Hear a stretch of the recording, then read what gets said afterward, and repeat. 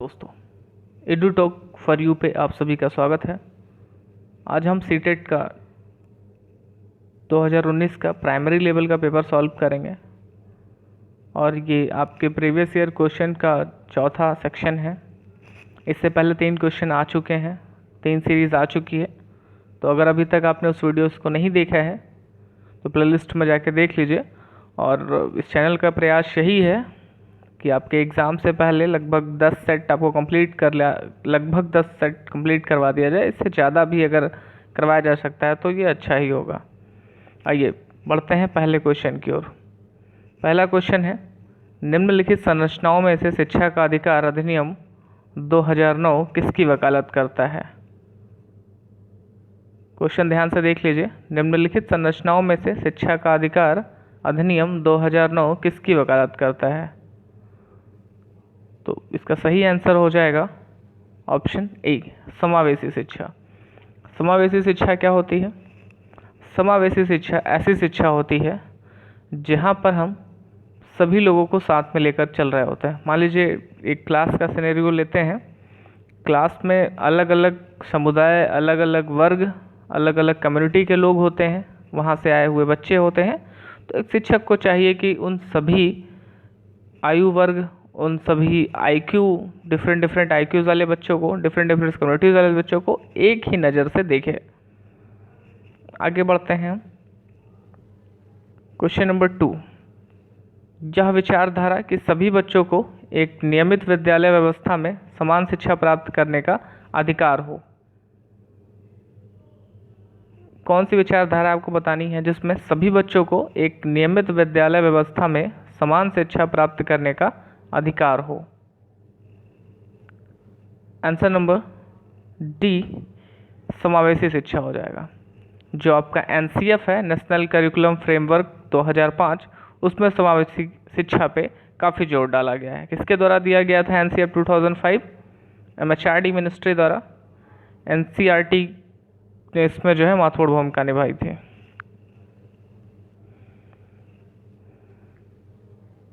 एक शिक्षक को चाहिए कि वह क्या चाहिए उसे?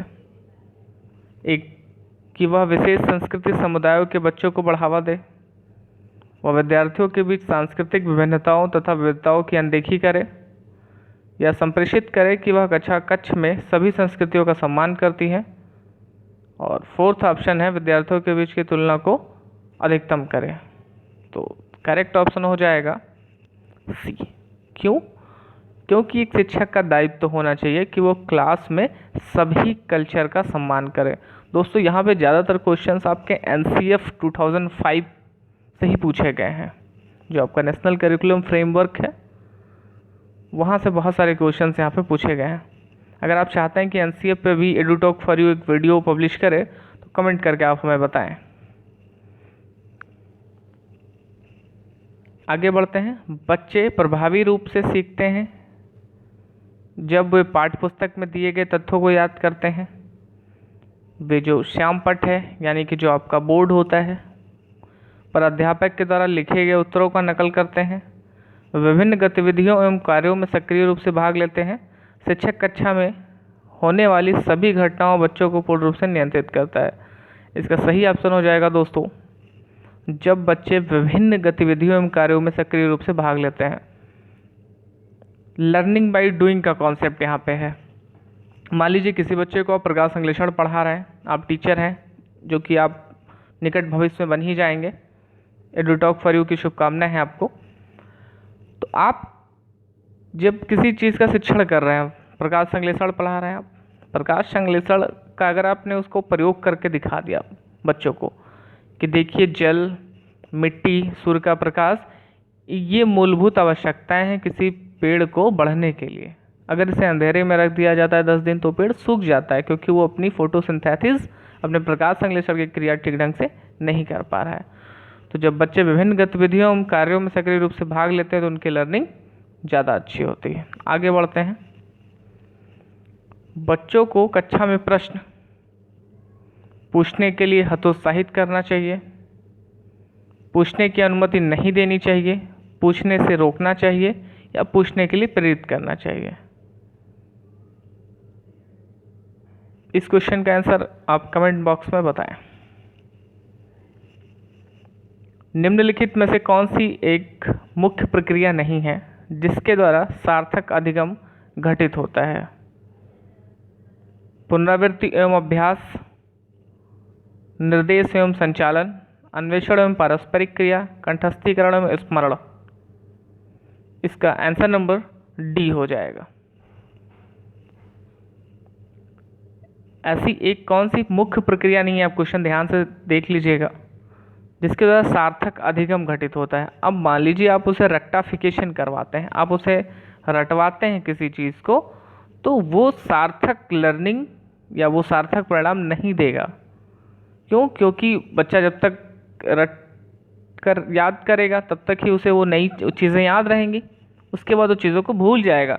लेकिन अगर आप उसे क्या करते हैं, अभ्यास करवाते हैं उस चीज़ का, या आप नई चीज़ों का अन्वेषण करने के लिए कहते हैं उसी सिद्धांत के माध्यम से, और दो बच्चों को बैठा करके एक कोई प्रोग्राम के माध्यम से, किसी कार्यक्रम के माध्यम से, किसी गतिविधि, किसी टास्क के माध्यम से जब आप सिखाते हैं तो वो चीज़ें ज़्यादा सार्थक अधिगम बनाती हैं। तो यहाँ पे पूछा है कौन सी एक मुख्य प्रक्रिया नहीं है, तो कंठस्थीकरण एवं स्मरण। आगे बढ़ते हैं क्वेश्चन नंबर 7 पे। ये पहले क्वेश्चन आप ध्यान से पढ़ लीजिए, ये थोड़ा लॉन्ग क्वेश्चन था, इस वजह से आपको थोड़ा सा मेहनत करना पड़ेगा इसमें। ये देखिए, निम्नलिखित में से कौन सा स्तंभ का से स्तंभ खा में मैच कर रहा है? यहाँ पे देखिए 4 ऑप्शन दिए हुए हैं, पढ़ लीजिए आप। स्तंभ का है प्रतिभाशाली, आप इसका स्क्रीनशॉट ले लीजिए और फिर आप इसका आंसर हमें कमेंट बॉक्स में कमेंट करके बताएं। बच्चों की गलतियां बार बार अभ्यास करने के लिए कहकर तुरंत सुधार देनी चाहिए। अधिगम का एक भाग है तथा उन्हें विचारों में एक अंतर्दृष्टि देती हैं। शिक्षण अधिगम प्रक्रिया में महत्वहीन है, प्रदर्शित करती है कि बच्चे कितना लापरवाह हैं। बहुत ही शानदार क्वेश्चन है, और ये सारे के सारे जो क्वेश्चन है ना, आपको एक शिक्षक की भांति सोचना होगा कि अगर आप शिक्षक हैं तो आप किस तरह से वहाँ पे एक उपचारात्मक शिक्षण कर सकते हैं। अब देखिए, बच्चों की गलतियाँ क्या हो सकती हैं? बच्चों की गलतियाँ अधिगम का एक भाग हैं तथा उन्हें विचारों में एक अंतर्दृष्टि देती हैं। अंतर्दृष्टि का सिद्धांत किसने दिया था? इनसाइट थ्योरी किसने दी थी? कोहलर ने दी थी। किस पे प्रयोग किया था? वनमानुष पे। क्या नाम था उसका? चिंपैंजी था। किस तरह की 2 प्रयोग किए थे कोहलर ने? पहला प्रयोग तो उन्होंने बॉक्स समस्या पे किया था, दूसरी जो उनका एक्सपेरिमेंट था वो किस पे था? वो छड़ी समस्या पे था। ठीक है, आहा एक्सपीरियंस भी कहा जाता है, आहा अनुभव भी कहा जाता है। कोहलर कौन थे? प्रमुख गेस्टाल्टवादी थे। और कौन से गेस्टाल्टवादी हैं? Max Wertheimer, Kohler and Koffka. Kohler, Koffka और मैक्स वर्दाइमर 3 प्रमुख नाम आता है गेस्टाल्टवादी में। तो इस क्वेश्चन से आपको इतनी महत्वपूर्ण जानकारी मिलती है। आगे बढ़ते हैं। मूल्यांकन को शिक्षण अधिगम प्रक्रिया का एक भाग होना चाहिए, केवल नंबरों के संदर्भ में करना चाहिए, वस्तुनिष्ठ प्रकार के लिखित कार्यों पर आधारित होना चाहिए, एक अलग गतिविधि के रूप में लेना चाहिए। इसका सही आंसर क्या हो जाएगा? फर्स्ट, शिक्षण अधिगम प्रक्रिया का एक भाग होना चाहिए। जब भी आप टीचिंग कर रहे हो तो आपका प्रयास ये होना चाहिए कि बच्चे ज़्यादा से ज़्यादा सीख पाएँ। ये शिक्षक का महत्व होता है, या शिक्षक की एक कह लीजिए शिक्षक का दायित्व है कि जब भी वो किसी टॉपिक के पर्टिकुलर टॉपिक के बारे में बात कर रहा हो तो उसका प्रयास होना चाहिए कि बच्चे उस चीज़ को ठीक ढंग से जान पाएँ। आगे बढ़ते हैं क्वेश्चन नंबर 10 पे। संरचनात्मक दृष्टिकोण के अनुसार अधिगम क्या है? एक निष्क्रिय एवं व्यक्तिपरक प्रक्रिया, जानकारी के अर्जन की प्रक्रिया, अनुभव के परिणाम के रूप में व्यवहार में एक परिवर्तन होने की प्रक्रिया, या एक सक्रिय एवं सामाजिक प्रक्रिया। इसका करेक्ट आंसर हो जाएगा डी, एक सक्रिय एवं सामाजिक प्रक्रिया। क्यों, इसको समझ लेते हैं। आइए देखिए, संरचनात्मक दृष्टिकोण।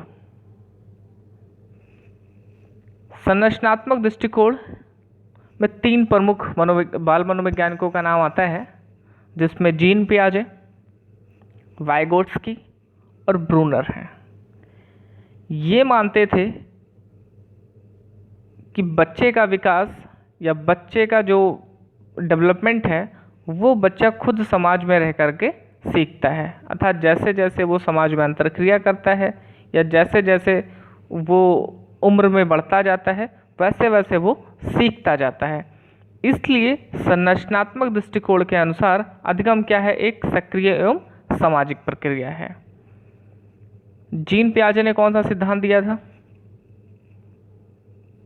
जीन पियाजे ने अवस्था का सिद्धांत दिया, जिसे स्टेज थ्योरी कहा जाता है।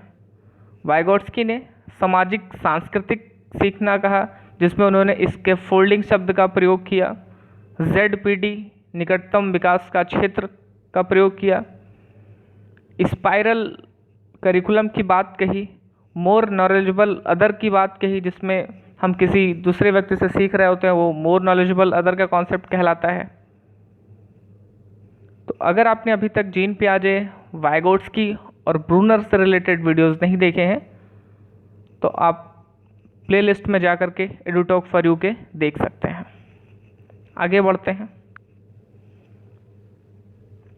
जब शिक्षक को विद्यार्थियों एवं उनकी योग्यताओं के बारे में सकारात्मक विश्वास होता है, जब शिक्षक को विद्यार्थियों एवं उनकी योग्यताओं के बारे में सकारात्मक विश्वास होता है, तब विद्यार्थी सीखने के लिए उत्सुक एवं प्रेरित रहते हैं। इसका करेक्ट आंसर डी हो जाएगा। आगे बढ़ते हैं। एक शिक्षक बच्चों को प्रभावी रूप से समस्या का समाधान करने में सक्षम बनाने के लिए किस तरह से प्रोत्साहित कर सकता है? ऑप्शन ए है, पाठ्यपुस्तक से एक ही प्रकार के प्रश्नों के उत्तर के अभ्यास के लिए उन्हें पर्याप्त मात्रा में अवसर प्रदान करके, पाठ्यपुस्तक में दी गई सूचनाओं के कंठस्थीकरण करने पर बल दे करके, बच्चों को समस्या के बारे में सहजानुभूत अनुमान करके, डी ऑप्शन है, पाठ्यपुस्तक के सभी प्रश्नों के व्यवस्थित तरीके से समाधान लिख करके। करेक्ट आंसर हो जाएगा इसका आंसर नंबर सी, बच्चों को समस्या के बारे में सहजानुभूत अनुमान करने एवं बहुविकल्पीय देखने के लिए प्रोत्साहित करके। जैसे आप किसी टॉपिक को समझ रहे हैं, तो जब आपने उस टॉपिक को कंठस्थ कर लिया है तब आपका ये प्रयास होना चाहिए कि आप उससे संबंधित बहुविकल्पीय प्रश्नों को भी सॉल्व करें। इससे क्या होगा कि उस विषय से संबंधित जो रीजनिंग है, जो बारीकियां हैं, वो भी आपकी क्लियर हो जाएंगे। आगे बढ़ते हैं। वह विधियां जिनके प्रयोग में विद्यार्थियों की स्वपहल, खुद से इनिशिएटिव लेने का प्रयास शामिल है, निम्नलिखित में से किसका उदाहरण है? डिडक्टिव मेथड यानी कि निगमनात्मक विधि, लर्नर सेंटर्ड मेथड, ट्रेडिशनल विधि, या फिर इंटरपर्सनल इंटेलिजेंस। इसका ऑप्शन नंबर बी, अधिगम करता लर्नर सेंटर्ड मेथड का यूज़ किया जाता है, जिसमें विद्यार्थियों की स्वपहल व प्रयास शामिल है। निम्नलिखित में से किसका उदाहरण है? अधिगम कर्ता केंद्रित विधि। जो यहाँ पे लर्नर है, लर्नर कौन होगा? सीखने वाला स्टूडेंट।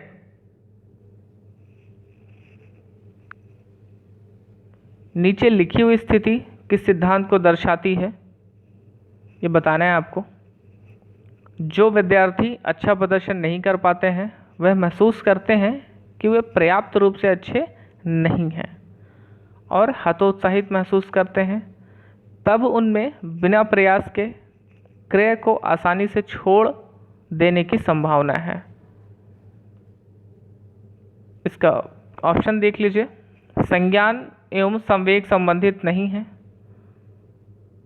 आनुवांशिकता एवं पर्यावरण अलग नहीं है, आनुवांशिकता एवं पर्यावरण संबंधित नहीं है, और फोर्थ ऑप्शन है संज्ञान एवं संवेग अलग नहीं है।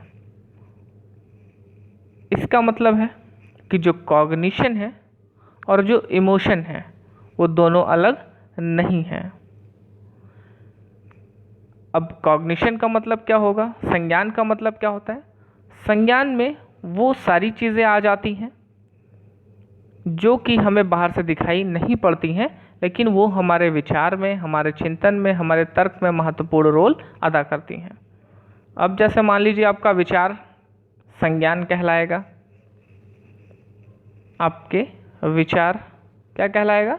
संज्ञान कहलाएगा। आपका किसी विषय के ऊपर तर्क, वो क्या है? संज्ञान है। आपकी स्मृति जो आपको भी याद है, वो क्या कहलाएगा? संज्ञान कहलाएगा। इमोशन, दुनिया में हजारों तरह के इमोशन होते हैं, उसमें से कुछ खास खास तरह के इमोशन होते हैं, जैसे हंसना, रोना, क्रोधित होना, भाग जाना। संवेग के ऊपर मनोविज्ञान में 2 सिद्धांत जो विशेषकर हैं, जेम्स लांजे सिद्धांत, कैनन बार्ड का सिद्धांत संवेग का सिद्धांत कहलाता है। आगे बढ़ते हैं। निम्नलिखित में से कौन प्राथमिक समाजीकरण का माध्यम है? देखिए,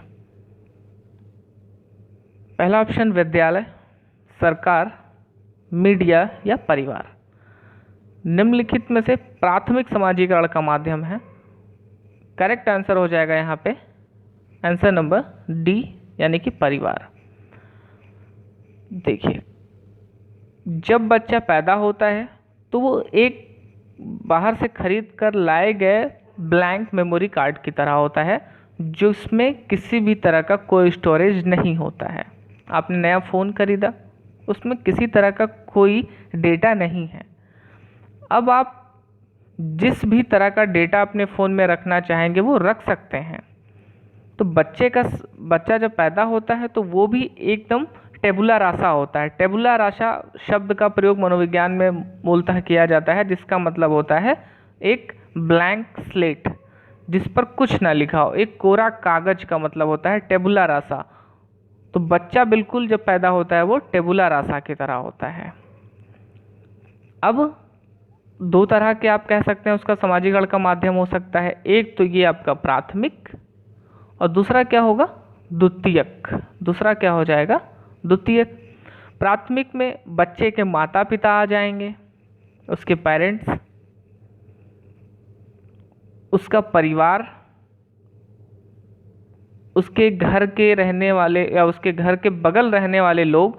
समाजीकरण का जो द्वितीयक माध्यम हो जाएगा वो उसका स्कूल हो जाएगा, स्कूल के फ्रेंड्स हो जाएंगे, सोशल मीडिया हो जाएगा, टेलीविज़न हो जाएगा।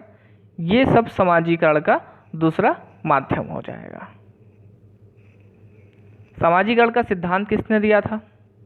समाजीकरण का सिद्धांत अल्बर्ट बैंडुरा साहब ने दिया था, जिसे अनुकरण का सिद्धांत कहा जाता है, मॉडल लर्निंग कहा जाता है, प्रेक्षण सीखना कहा जाता है, देखकर सीखना कहा जाता है। अल्बर्ट बैंडुरा साहब ने अपना महत्वपूर्ण प्रयोग किस पे किया था? बोबो डॉल पर। आगे बढ़ते हैं। जीन पियाजे के सिद्धांत का प्रमुख प्रस्ताव है कि बच्चों की सोच वयस्कों से बेहतर होती है, बच्चों की सोच मात्रात्मक रूप में वयस्कों से भिन्न होती है, बच्चों की सोच गुणात्मक रूप में वयस्कों से भिन्न होती है, या ऑप्शन नंबर डी, बच्चों की सोच वयस्कों से निम्न होती है। तो इसका करेक्ट आंसर हो जाएगा आंसर नंबर सी, यस, यानी कि बच्चों की सोच गुणात्मक रूप में वयस्कों से भिन्न होती है। पियाजे साहब के सिद्धांतों को जो पियाजे साहब का सिद्धांत है उसकी अवस्थाओं को याद करने के लिए एक शॉर्ट कोड मैंने बताया था, SPECIFY,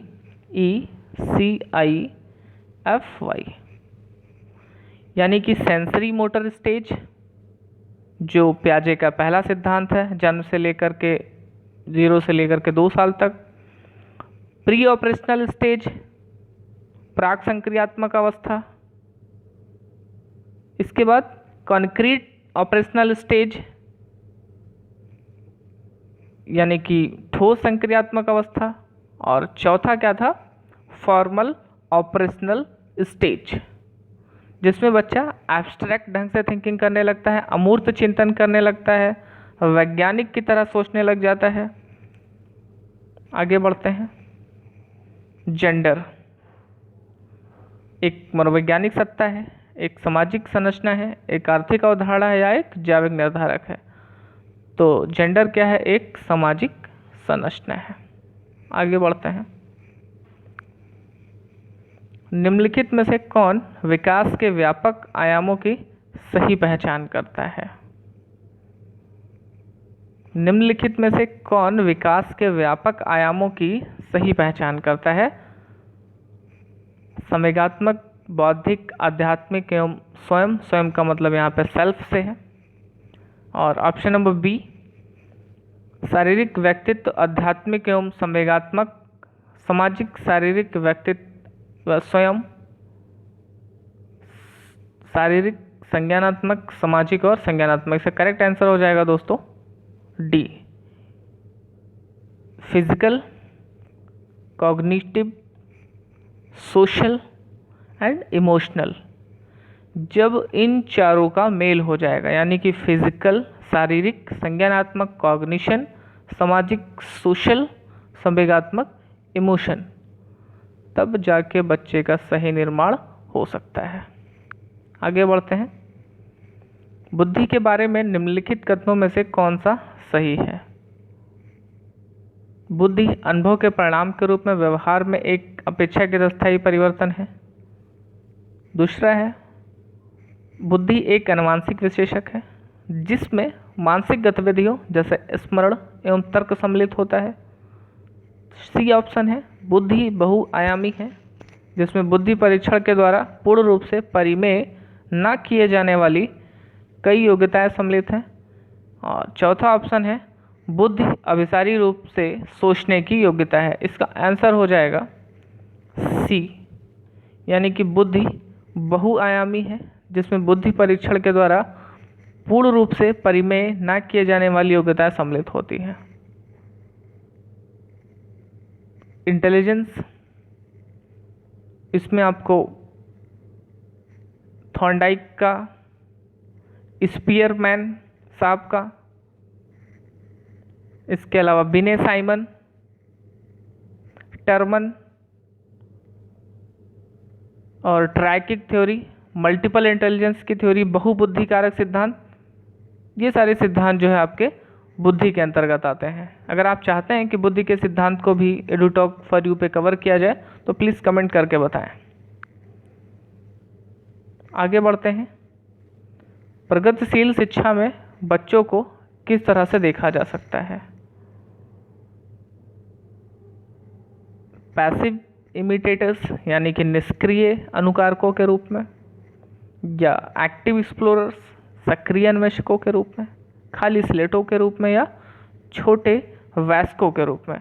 इसका आंसर हो जाएगा आंसर नंबर बी, यानी कि एक्टिव एक्सप्लोरर।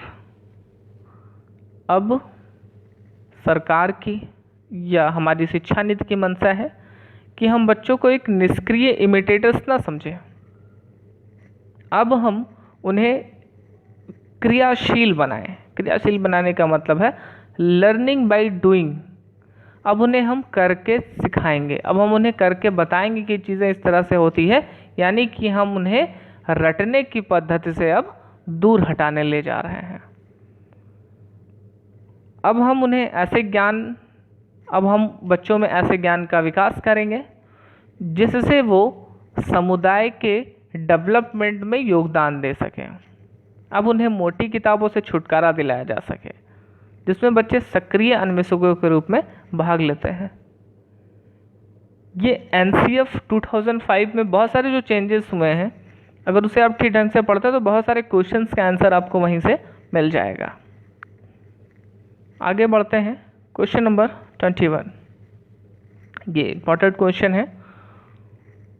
लेव वाइगोट्स्की के अनुसार अधिगम, डायरेक्ट आंसर इसका लेते हैं, एक सामाजिक गतिविधि है। वाइगोट्स्की साहब क्या मानते थे? देखिए, वाइगोट्स्की साहब मानते थे, इनके सिद्धांत का क्या नाम था? पहले तो ये जान लेते हैं। इनके सिद्धांत का नाम था सामाजिक सांस्कृतिक सिद्धांत। लेव वाइगोट्स्की साहब मानते थे, पहले भाषा का निर्माण होता है, फिर चिंतन का निर्माण होता है। इन्होंने पाढ़ या पाइट शब्द का प्रयोग किया, बताया कि बच्चा दूसरों की मदद से ज़्यादा चीज़ें सीख जाता है। इन्होंने MKO यानी कि मोर नॉलेजेबल अदर का कॉन्सेप्ट दिया। स्पाइरल करिकुलम की बात कही, यानी कि ये मानते थे कि बच्चा समाज और संस्कृति से क्या करता है, इंटरेक्शन करता है और उसके परिणाम स्वरूप बच्चा सीख जाता है। ठीक है, आगे बढ़ते हैं। लक्ष्य निर्देशित व्यवहार, निम्नलिखित में से कौन सा पूर्व क्रियात्मक अवस्था काल के बच्चों को विशेषित करता है? पहला ऑप्शन है लक्ष्य निर्देशित व्यवहार, दूसरा है विलंबित अनुकरण, सी है विचारों की अनुक्रमणशीलता और चौथा ऑप्शन हो जाएगा वर्तुल प्रक्रिया। एक बार फिर से क्वेश्चन देखिए, निम्नलिखित में से कौन सा पूर्व क्रियात्मक अवस्था काल के बच्चों को विशेषित करता है? सही आंसर हो जाएगा सी, विचारों की अनुत्क्रमणशीलता। आगे बढ़ते हैं। बच्चों और उनके अधिगम के संदर्भ में निम्नलिखित कथनों में से कौन सा सही है? यानी कि बच्चा और उसका जो सीखने का कॉन्टेक्स्ट है उसमें कौन सा कथन सही हो सकता है? पहला ऑप्शन है बच्चों को सीखने के लिए अधिक प्रेरणा तथा सीखने के लिए उनकी सक्षमता केवल आनुवांशिकता के द्वारा पूर्व निर्धारित है। बच्चों की सामाजिक आर्थिक पृष्ठभूमि उनकी प्रेरणा एवं अधिगम क्षमता को निर्धारित व सीमित करती है। एक बार क्वेश्चन देख लीजिए, बच्चों और उनके अधिगम के संदर्भ में निम्नलिखित में से कौन सा सही है पूछा है। ठीक है, बच्चों को अधिगम हेतु प्रेरित करने के लिए उन्हें पुरस्कृत एवं दंडित करना होता है। सभी बच्चे सीखने के लिए स्वाभाविक रूप से प्रेरित होते हैं तथा सीखने में सक्षम हैं। इसका करेक्ट आंसर हो जाएगा डी। इनका मानना है कि सभी बच्चे सीखने के लिए नेचुरली मोटिवेटेड होते हैं तथा वो सीखने में सक्षम होते हैं। चालक विकास की दर में व्यक्तिगत विविधताएं होती हैं, फिर भी चालक विकास का कहाँ से लेकर के और कहाँ तक विकास होता है, अभी ये डेवलपमेंट की क्लासेस यानी विकास कैसे होता है उसकी क्लासेस अभी नहीं ली गई है। जल्दी इस पे ही जो है नए वीडियोस डाले जाएंगे। एक बार फिर से क्वेश्चन देखिए, चालक विकास की दर में व्यक्तिगत विविधताएं होती हैं, फिर भी चालक विकास का क्रम से क्रम तक। पहला है अधोगामी शीर्षगामी, दूसरा है अपरिष्कृत चालक विकास, दूसरा है परिष्कृत सूक्ष्म चालक विकास, सी है परिष्कृत चालक विकास और फोर्थ है शीर्षगामी अधोगामी। इसका करेक्ट आंसर हो जाएगा ग्रॉस मोटर डेवलपमेंट या फाइन मोटर डेवलपमेंट, यानी कि स्थूल चालक विकास और सूक्ष्म चालक विकास। डेवलपमेंट दो मोटे तौर पे होता है, स्थूल चालक विकास के रूप में यानी कि ग्रॉस मोटर डेवलपमेंट और दूसरा फाइन मोटर डेवलपमेंट। आगे बढ़ते हैं। वह अवधि जो वयस्कता के संक्रमण की पहल करती है उसे क्या कहा जाता है? मध्य बाल्यावस्था, पूर्व क्रियात्मक अवधि, बाल्यावस्था की समाप्ति या किशोरावस्था। तो इसे जो है किशोरावस्था कहा जाता है, क्योंकि किशोरावस्था तक आते आते बच्चा क्या करता है, वो वयस्कता यानी कि एडल्टहुड, इसलिए भारत सरकार ने भी जो वयस्कता की उम्र है उसे 18 साल निर्धारित करी है। ऐसा क्यों? क्योंकि हमारी संस्कृति, हमारे समाज के नियम और मानक यह तय कर देते हैं कि 18 साल के बाद बच्चे का जो विवेक है, जो उसका चिंतन है, वो इस योग्य हो जा सकता है कि वो किसी गंभीर मुद्दे पर निर्णय ले सके। आगे बढ़ते हैं। जीन पियाजे साहब का नाम फिर आता है। इन्होंने कितनी अवस्थाएं दी थी? 4 तरीके की अवस्थाएं दी थी। इन्होंने आत्म केंद्रितवाद का कॉन्सेप्ट दिया जीन पियाजे साहब ने। इन्होंने संचयन का नाम लिया, संचयन का बताया। इन्होंने रिवर्सिबिलिटी का गुण बताया। इन्होंने एब्स्ट्रैक्ट चिंतन के बारे में बताया। इन्होंने ये भी बताया, एनिमिज्म जीववाद का नाम लिया कि बच्चे किस उम्र में किस अवस्था में ये समझते हैं कि सारी चीज़ें जो है वो सजीव रूप में होती हैं। इन्होंने ये भी बताया कि बच्चा किस उम्र में किस अवस्था में जब उसके सामने से चीज़ें हटा ली जाती हैं तो उसे लगता है कि दुनिया में वो चीज़ें अब एग्जिस्ट नहीं करती हैं। क्या कहा जाता है उस कॉन्सेप्ट को आप कमेंट करके ज़रूर बताएं। जीन पियाजे के अनुसार बच्चे प्रेक्षणात्मक अधिगम की प्रक्रिया का अनुसरण करते हुए दूसरों का अवलोकन करके सीखते हैं। बी,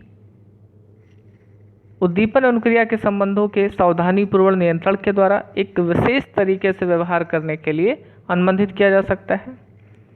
सी, जीन पियाजे के अनुसार बच्चे को पुरस्कार एवं दंड के सिद्धांतों का प्रयोग करते हुए विशिष्ट तरीके से व्यवहार करना एवं सीखना सिखाया जा सकता है।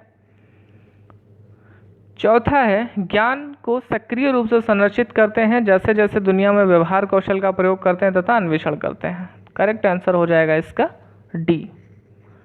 जीन पियाजे का विस्तृत वीडियो बनाया जा चुका है। अगर अभी तक आपने उस वीडियो को नहीं देखा है तो प्लेलिस्ट में जाकर के देख लीजिए। उसके बाद भी अगर कोई डाउट आपके मन में रहता है, कोई क्वेश्चन बचता है तो आप कमेंट करके ज़रूर बताएं। मौखिक संवाद जो बच्चे अपने आप से करते हैं उन्हें लेव वाइगोट्स्की साहब ने क्या कहा है? उसे प्राइवेट स्पीच कहा है, यानी कि व्यक्तिगत वार्ता कहा है। यहाँ पे बच्चे क्या करते हैं कि अपने आप से चिंतन कर रहे होते हैं।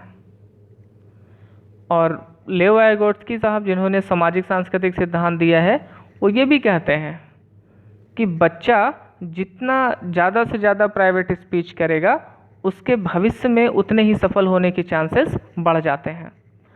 लेव वाइगोट्स्की साहब के महत्वपूर्ण कॉन्सेप्ट कौन कौन से थे? ZPD, zone of proximal development, निकटस्थ विकास का क्षेत्र, मोर नॉलेजेबल अदर, वह व्यक्ति जो आपसे ज़्यादा जानता है। तीसरा, स्केप फोल्डिंग, यानी कि पाड़ या जिसे पाइट भी कहा जाता है, सीढ़ी, मचान।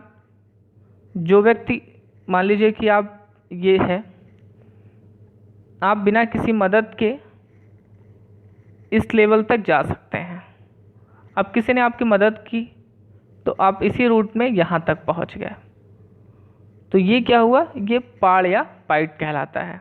और ये जो आपका एरिया है यहाँ से लेकर के यहाँ तक, जो मदद करने से पहले तक और मदद करने के बाद, ये कहलाता है ZPD। और जो मदद करने वाला होता है वो मोर नॉलेजेबल अदर, अर्थात वह व्यक्ति जो आपसे ज़्यादा जानता है। तो जब आप अपने आप से संवाद कर रहे होते हैं बच्चे तो उसे कहा जाता है प्राइवेट स्पीच। आगे बढ़ते हैं। खिलौने, पहनावे की वस्तुएं, घरेलू सामग्रियां, व्यवसायों एवं रंगों को विशिष्ट लिंग के साथ संबंधित करना क्या प्रदर्शित कहलाता है? ये कहलाता है जेंडर रूढ़िवादिता। खिलौने, पहनावे की वस्तुओं, घरेलू सामग्रियां, व्यवसायों एवं रंगों को विशिष्ट लिंग के साथ संबंधित करना क्या कहलाता है? जेंडर रूढ़िवादिता। रूढ़िवादिता शब्द का मतलब है कि जब हम किसी विशेष वस्तु को, विशेष रंग को किसी एक विशेष चीज़ के साथ क्या कर देते हैं? जोड़ देते हैं कि भाई अगर ये गुड़िया का खेल है तो ये लड़की ही खेलेगी। ऐसा हमने एक रूढ़िवादिता पाल रखा है अपने मन में, जबकि बिल्कुल गलत है। ये ऐसा नहीं होना चाहिए। कोई बंदूक से खेल रहा है तो हम कहेंगे कि ये बॉय के खिलौने हो सकते हैं, ये लड़के का खिलौना हो सकता है। इस तरह का जो संबंधन है, एफिलिएशन है, वो कहलाता है जेंडर रूढ़िवादिता। आगे बढ़ते हैं। एक प्रारंभिक कक्षा कक्ष में एक बच्ची अपने साथ जो अनुभव लाती है उसे एक शिक्षक के रूप में आपको क्या करना चाहिए? उसकी उपेक्षा कर देनी चाहिए, उस पर ध्यान नहीं देना चाहिए, उन्हें शामिल कर उनका संचय करना चाहिए या उन्हें अस्वीकार करना चाहिए? करेक्ट आंसर हो जाएगा उन्हें शामिल कर उनका संचय करना चाहिए। अगर हम उनका संचय करते हैं तो वो किस विधि में जोड़ा जाएगा?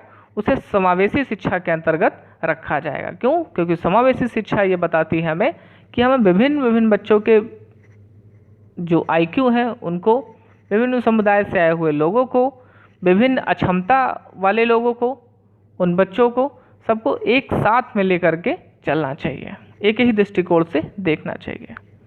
लास्ट क्वेश्चन है आज का।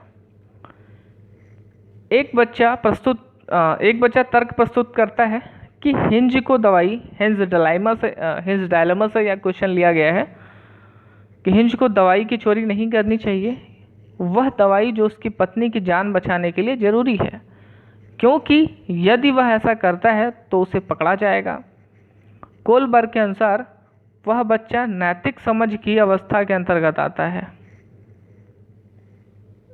वो आता है the punishment and obedience orientation. Kohlberg ने नैतिक सिद्धांत प्रस्तुत किया था। नैतिक सिद्धांत को जानने से पहले नैतिकता शब्द की व्याख्या कर लीजिए। वह चीज़ जो किसी एक विशेष संदर्भ में गलत है या सही है, नैतिकता कहलाती है। अर्थात वह बिंदु जहाँ पे हमें ये पता चलता है कि ये चीज़ें गलत है हमारे लिए, ये चीज़ें सही है, इसे करना चाहिए, इसे नहीं करना चाहिए, वो नैतिकता कहलाता है। नैतिकता सिद्धांत किसने दिया था? कोलबर्ग साहब ने दिया था। 3 तरह के लेवल बताए हैं इन्होंने, 3 तरह के लेवल बताए हैं। पहला लेवल है प्री कन्वेंशनल लेवल, जिसे कहा जाता है पूर्व परंपरागत स्तर। दूसरा है कन्वेंशनल लेवल, जिसे कहा जाता है परंपरागत स्तर। और तीसरा है पोस्ट कन्वेंशनल स्तर, जिसे कहा जाता है बाद परंपरागत स्तर। हर एक के अंतर्गत 2-2 स्टेजेस हैं। तो अगर ये पूछा जाता है कि कोलबर्ग ने कितने स्तर दिए, तो कोलबर्ग ने 3 स्तर दिए। प्री कन्वेंशनल और दूसरा कन्वेंशनल यानी कि परंपरागत, और तीसरा पोस्ट कन्वेंशनल यानी कि परंपरागत स्तर के बाद। 3 स्तर दिए उन्होंने और हर एक स्तर के हर एक लेवल के 2-2 अवस्थाएं बताई हैं। तो 30 क्वेश्चन यहीं पे हमारे समाप्त होते हैं। एडुटॉक फॉर यू पे अगर आप नए हैं तो प्लीज़ इस चैनल को सब्सक्राइब कर लीजिए, बेल आइकन प्रेस कर लीजिए, ताकि वीडियोस की नोटिफिकेशन आपको सबसे पहले मिल सके। अगर आपके मन में कोई डाउट है, कोई क्वेश्चन है, तो आप कमेंट करके हमें बता सकते हैं। थैंक यू, धन्यवाद।